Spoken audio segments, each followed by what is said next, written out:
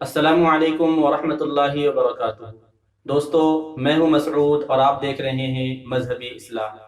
آج کی ویڈیو میں ہم بات کریں گے مسافر کی نماز کے بارے میں، یعنی آدمی مسافر کب بنتا ہے، کن کن نمازوں میں قصر کریں گے، مسافر اگر پوری نماز پڑھے تو کیا حکم ہے، اور مسافر قصر کب سے شروع کرے۔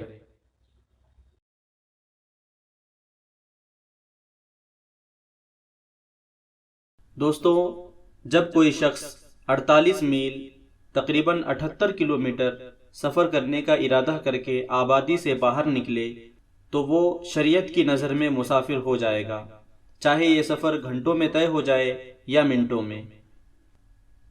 مسافر آدمی ظہر، عصر اور عشاء کی فرض نمازوں میں قصر کرے، یعنی فرض کی 4 رکعتوں کی جگہ 2 رکعتیں پڑھے۔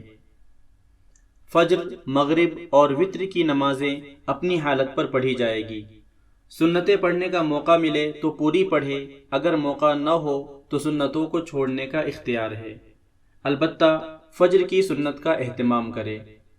اگر مسافر ظہر، عصر اور عشاء کی نماز 4 رکعت جان بوجھ کر پڑھے تو وہ گنہگار ہوگا۔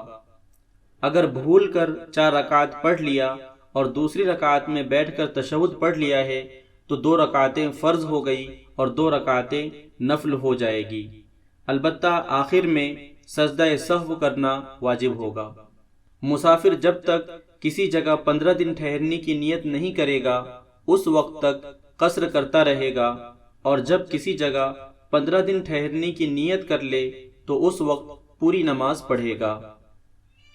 جب مسافر اپنی بستی کی حد سے باہر نکل جائے تو وہاں سے قصر شروع کرے گا۔ اگر سفر میں کسی کی نماز قضا ہو گئی تو وہ گھر آ کر ظہر، عصر اور عشاء کی 2 رکعتوں ہی کی قضا کرے گا۔ اگر مسافر کسی مقیم امام کے پیچھے نماز پڑھے تو اس امام کے ساتھ 4 رکعت پوری پڑھے گا۔